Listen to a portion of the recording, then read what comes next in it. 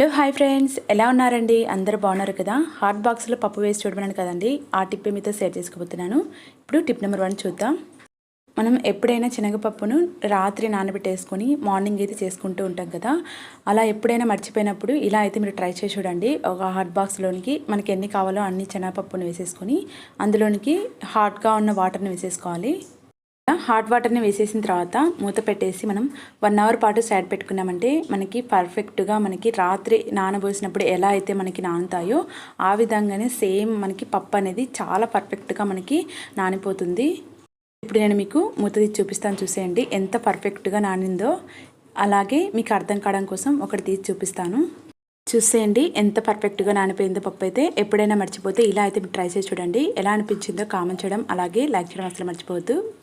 ఇప్పుడు tip number 2 చూద్దాం. Tip అయితే మనకి చాలా బాగా వర్కౌట్ అవుతుంది. మనకి జలుబు చేసినప్పుడు కానీ ఇంట్లో దోమలు ఎక్కువగా ఉన్నప్పుడు ఇలా అయితే ట్రై చేసి చూడండి. ముందుగా ఇందులోనికి కొంచెం కొబ్బరి పిచ్చిని అయితే వేసేసుకోవాలి. ఆ తర్వాత అగరబత్తిని వేసేసుకొని దీనిని మనం నైట్ టైంలో చేసుకుని బెడ్ కింద పెట్టుకున్నామంటే మనకి జలుబు చేసినప్పుడు కానీ దోమలు ఎక్కువగా ఉన్నా కానీ మనకి రిలీఫ్గా, అలాగే దోమలు కూడా ఒక్కటి కూడా ఉండదండి.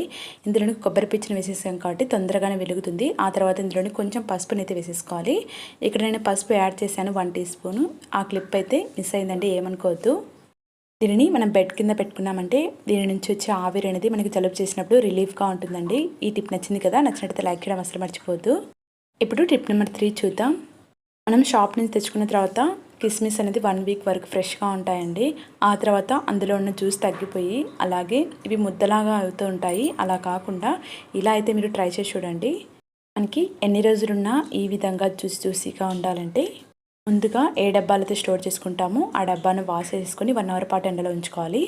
ఆ తర్వాత ఇందులోనికి హాఫ్ వర్క్ కిస్మిస్ని వేసేసుకోవాలి. ఇలా హాఫ్ వర్క్ కిస్మిస్ని వేసేసుకొని ఇందులోనికి కొంచెం షుగర్ పౌడర్ని అయితే వేసేసుకోవాలి. తీసుకునే క్వాలిటీని బట్టి షుగర్ అనేది యాడ్ చేసుకోండి.